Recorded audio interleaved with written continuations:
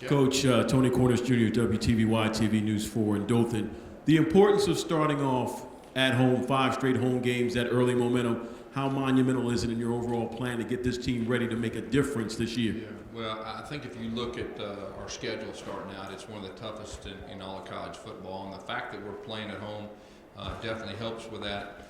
I know our players and our fans are looking forward to playing at home the first 5 games, but our schedule is a real schedule, and we're going to have to play well. And the first 5 games will determine, a lot to see how our season goes.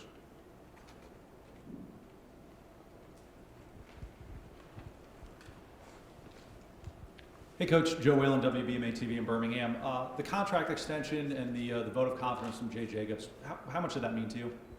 Yeah, I think anytime your administration has confidence in you, that's a good thing. I love Auburn and really enjoyed coaching here, and that was a real positive. Gus, just wanted to ask you, I know you were quoted on SEC Network as Byron Cowart and Carlton Davis, Ryan Davis, Jeremiah Dinson. They're not going to miss any playing time. Can you explain your decision, why you came to that, and just your overall thoughts on their situation? Those 4, they made a mistake. We punished them. They're fine young men. I believe we won't have any more issues with them, and it's the first time anything had happened to them, and so that's the reason I made that decision.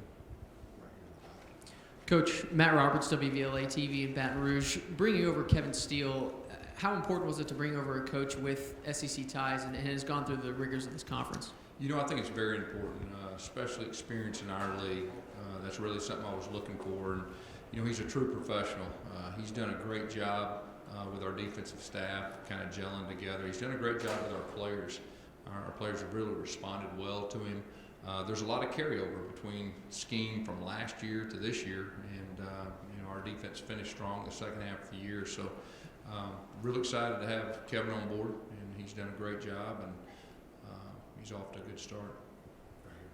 Coach, could you talk about your quarterback situation? Our quarterback situation, we got 3 guys that are going to be fighting for the position in fall camp. The good thing is all 3, I believe, can execute our offense. That's the positive. The challenge we have is who's going to give us the best chance of a winning this year, identifying that person earlier in fall camp rather than later. We've got a good plan, I feel like, put them in some competitive situations to figure out who that guy is. The good thing is we have experience at this. 2013 is a very similar situation. It was wide open. Nick Marshall won the job, I believe, with 2 weeks before our first game, and he took it and ran with it. So we're hoping that we'll be able to name somebody sooner rather than later. Coach, Steve Nissen, WEAR Pensacola. John Franklin specifically, what has he shown you so far? What's been your impression of what he's brought to the table? Well, John's come in with a very good attitude. He's won over his teammates from a teammate standpoint, a work ethic standpoint. For a new guy, that's probably the most important thing. He's a confident guy, and we'll see what happens once fall camp gets here. Coach, back to the schedule. Talk a little bit about the opener against Clemson, playing them at home. How big is that, and how do you prepare this team for taking on the reigning ACC champions? Yeah, well, first of all, Clemson's one of the best teams in all of college football, and they have one of the better players, if not the best player, Deshaun Watson. He's phenomenal. They've got a lot of guys coming back off their team from last year that went to the final game, so it'll be a big challenge for us. I know they're going to be ready. I know our players are excited to play them, and we'll be ready. First games, we've had some success in the past, and we're going to have to carry that over to this year. Coach, you've got some different, style quarterbacks on the roster, guys that maybe bring different things to the table. When you're making your decision on who's going to be the starter, how important is fit within the offensive system? Yeah, fit is very important. We'll define, who gives us the best chance of winning, and we'll tweak our offense and really try to build around that quarterback's strengths. That's what we've done in the past. So, like I said, that'll be our challenge to identify that guy earlier in fall camp rather than later, as far as that goes. And we'll kind of tweak things and try to build around, that quarterback's strengths. It's an obvious statement, but it needs to be said. I feel like we say it every year. There's so much pressure to win in this league, and there's so much scrutiny when it comes to job security from year to year. Now 2 years removed from the run you had, getting to the BCS championship game, do you feel increased pressure this year to win and improve the overall performance of the program? And also, how has that evolved for you over the years as a coach, dealing with the pressure and what it takes to win in this league? Yeah, it's the toughest league in college football, and you expect to win. Last year we lost close games, and that was really the main thing. 2 years previous, we had one of the best records in close games. And, this past year we lost close games. And that's what you got to do in this league. You got to win the close games. We're more experienced this year. I like where our team's at. I like this coaching staff. I think we're in a good spot. And, I expect us to play better offensively. If you look at last year, we've always prided ourselves on being able to execute a high level and play very good offense. Last year we didn't get that done. Defensively, like I said earlier, we played good the second half of the year. We got a lot of experience coming back. There's a lot of carryover between the coordinators as far as scheme. So I think we're in a good spot, and I expect us to win close games. Do you feel pressure personally, though, to win? I mean, I feel the same way every year. You gotta win. You gotta win in this league, and I think every head coach knows that. But I like where we're at this year. Hey, Coach Cassidy Hill, WCJB. What sort of strides did you see from Muschamp this past year that indicate he was ready to move on to another head coaching role? Well, he's a good coach. He's been a head coach, at this level in this league before, and he got an opportunity to go back and be a head coach at this level. So we were happy for him and wish him nothing but the best. You're on your left, Coach.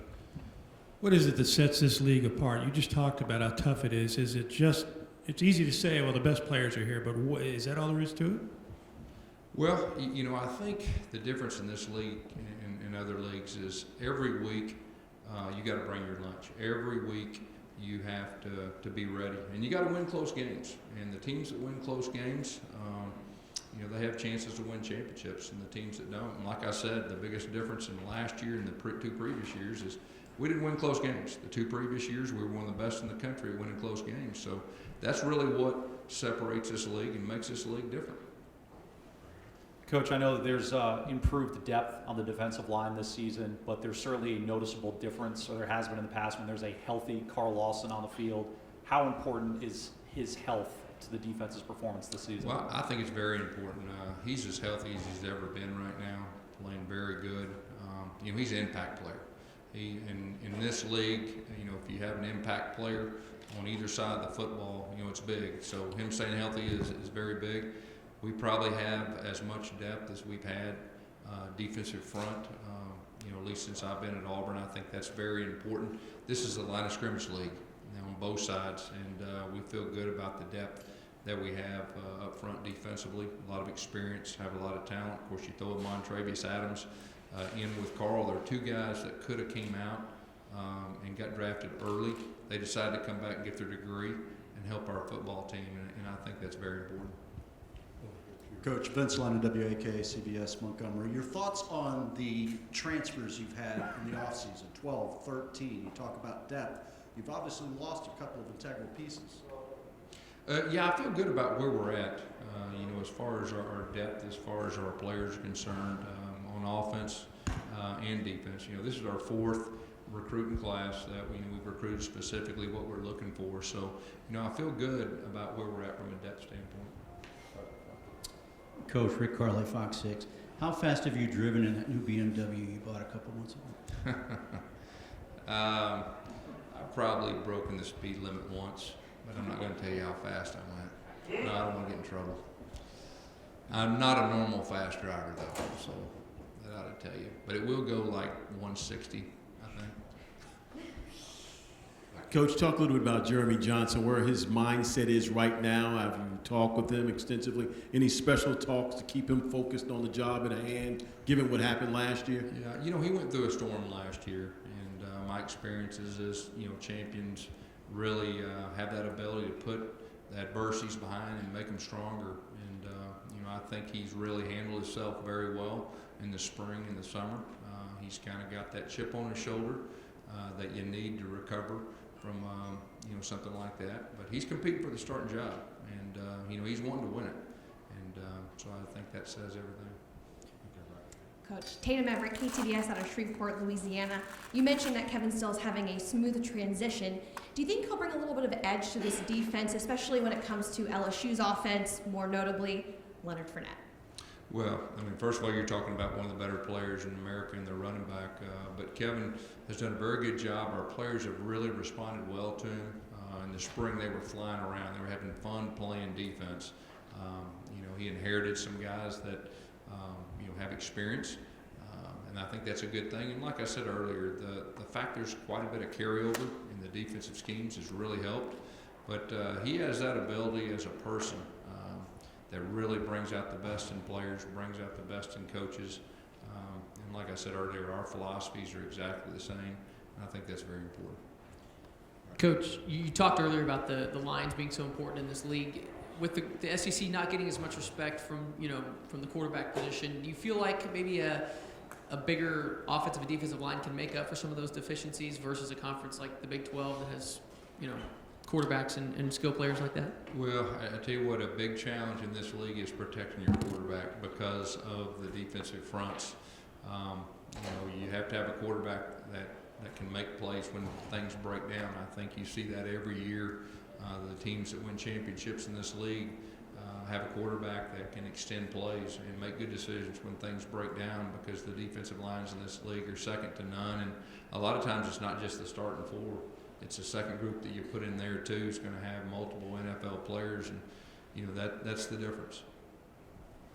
Is there any hesitation for a Franklin or a young guy to be the quarterback at all from your standpoint, or whoever wins it wins it? I mean, There's no hesitation at all from my standpoint. Whichever guy gives us the best chance of winning, we're going to play.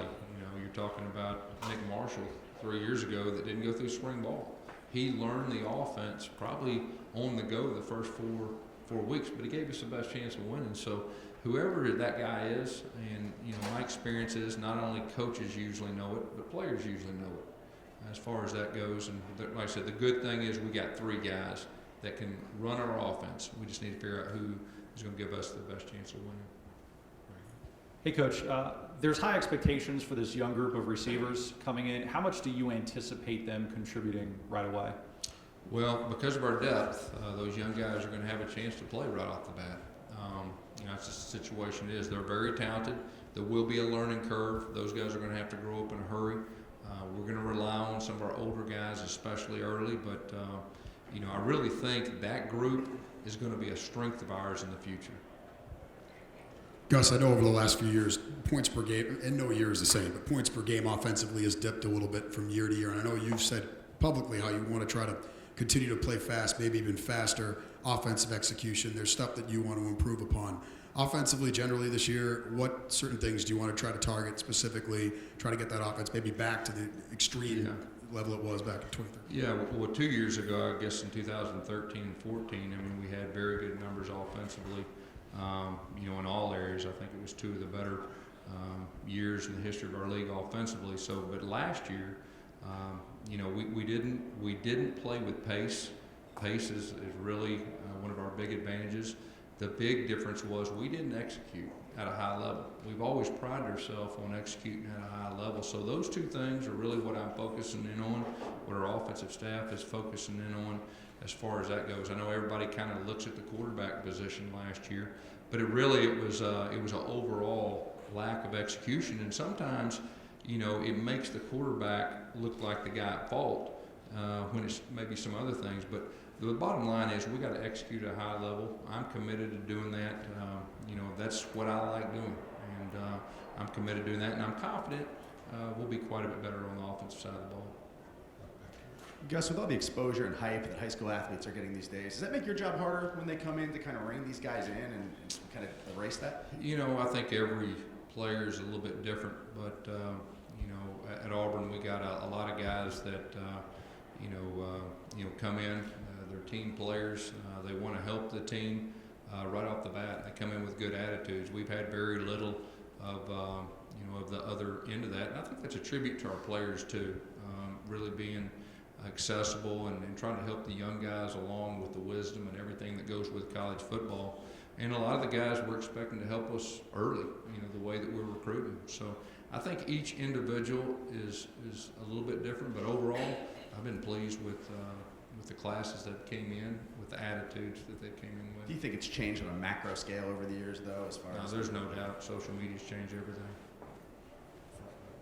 Taylor Tannenbaum, WHNT in Huntsville. You return your leading tackler in Rudy Ford. What do you expect from him this season, and how important is that experience in that secondary this year? Well, I'm glad you brought up Rudy. I mean, Rudy's one of our best football players, and the fact that he led us in tackles the last 2 years, and you know, you're talking about a guy that we recruited to play running back. So the first year or two, he's really learned to play defense. He has that experience. You know, he is one of our faster, more athletic players on our entire team. He's very confident going this year, and he will be one of those impact players that will need to play very well on the defensive side, and we expect him to. He'll also return kicks for us, and you know, he's one of the fastest guys we have on the team, and really feel like he's in a good spot to take that kick return into the next level also. Coach Stephen Gunner, WSFA Montgomery. You look a few years back, the national championship team with Jay Prosh at fullback and the impact he made for the offense entirely. Cameron Petway, are y'all envisioning him as somebody who can make an impact with the ground game and also get out of the backfield and make some catches? Yeah, there's no doubt. Chandler Cox is really going to be our traditional fullback that Jay Prosh played. Cameron Petway is a guy that, you know, we're going to play at tailback. And, you know, you saw him in high school, and he's an excellent tailback in his own right. You're talking about a guy that's 240 pounds, so he can really run. He is a downhill runner, which that's our run game. And so, you know, in the spring game, he had one of the more explosive run plays that we had. So we're committed to moving him to tailback full time, letting him do his thing. We think he's got a chance to be pretty good. Last question right here in the back. Mac McAllister, WEAR, Pensacola. Coach, how important is it to have the running game and the offensive line in the early stages of the season to be on par to help out your young quarterback? Well, I think it's very important. You know, as far as our offense, you know, we're a run, play, action team. You know, we run the football. We have to run the football to be effective. I really like our offensive line. Even though we've got guys that kind of move positions, we do have experience. I do like our running backs too. But, you know, that helps. If you can run the football, it opens everything else up. But I feel very good about where we're at there. And you're exactly right. We're going to have to be effective in the run game early, especially with the opponents we're playing. Okay, thank you, Coach. All right, thank you.